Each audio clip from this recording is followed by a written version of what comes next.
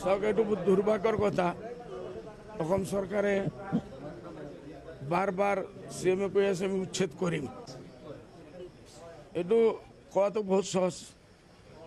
উচ্ছেদ হোৱাৰ পিছত যে মানুহবিলাক 50-60 বছৰৰ পৰা বহি আছে, এনেতো বহি থকা নাই। কোনো না কোনো অফিচাৰে পইচা লৈছে, কোনো কাৰণে মিনিষ্ট্ৰীয়ে পইচা খাইছে। আগৰ ফৰেষ্ট মিনিষ্টাৰসকলে পইচা খাই কোটি কোটি টকা দেশ বিদেশত ভৰাইছে।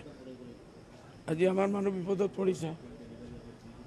সেই টাইমত এই আজিৰ চিফ মিনিষ্টাৰো বহুত ফৰেষ্ট মিনিষ্টাৰৰ লগত দুস্তি আছিল। একেতে জানে এক এক বস্তু।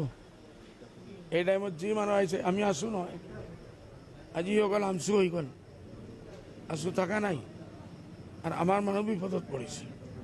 এইটো দুখৰ কথা। আমি চৰকাৰ আহিব যাব, আজি এক চৰকাৰ আছে, কালি আহিব। আমাৰ সবচে আস্থাৰ জায়গা হ'ল কোৰ্ট, হাইকোৰ্ট বা সুপ্ৰিম কোৰ্ট। মানুহসকলে আস্থা দিছোঁ বোলে ভাই আপোনালোকে যাওক। কালি আমাৰ লিগেল সেলৰ মিটিং আছে, লিগেল সেলত মিটিং আমি এইটো ৰাখি আমি হাইকোৰ্টত গৈ চেলেঞ্জ কৰিম, আৰু যদি প্ৰয়োজন হয় আমি সুপ্ৰিম কোৰ্টত যাম। એટલે এই মানুহবিলাকৰ লগত আমি আছোঁ। এই মানুহবিলাক চৰকাৰে কওক বোলে বাংলাদেশী, আমি এক মাত নামাতো। ইমান লাখ লাখ বাংলাদেশী অসমত আহিল কেনেকুৱা, এইটো চৰকাৰে জবাব দিব লাগিব।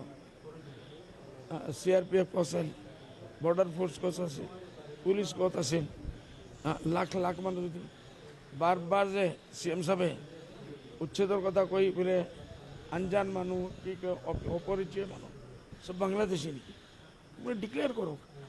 এই জাগাৰ পৰা এই নম্বৰৰ পৰা এই নম্বৰৰ যিমান মানুহ আছে সব বাংলাদেশ, সেইটো আলোক বেলাই হৈ যাব। এতিয়া আপুনি এইটো ডিক্লেয়াৰ নকৰে, বিদেশী মানুহ আপোনাৰ লেকচাৰবিলাক থাকে সব বিদেশী মানুহৰ কাৰণে। আপুনি চিফ মিনিষ্টাৰ হোৱাৰ মতলব এইটো হোৱা নাই আপুনি কানুনৰ উৰ্ধত কৈছে। আমি ভাৰতবৰ্ষৰ মানুহ, সংবিধানৰ ওপৰত আমাৰ আস্থা আছে।